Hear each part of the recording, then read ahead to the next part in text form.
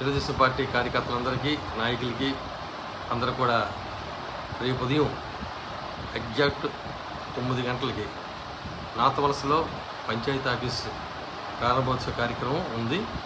దానికి మన జిల్లా మంత్రి గారు కొండపల్లి శ్రీనివాస్ గారు, అదేవిధంగా స్థానిక ఎమ్మెల్యే గారు, మన ఇన్ఛార్జ్ మార్కెట్ చైర్మన్ అయినటువంటి బంగారాజు గారు అందరూ హాజరవుతున్నారు. కాబట్టి మీరు తప్పకుండా ఎగ్జాక్ట్ 9వ గంటకి, ఎందుకంటే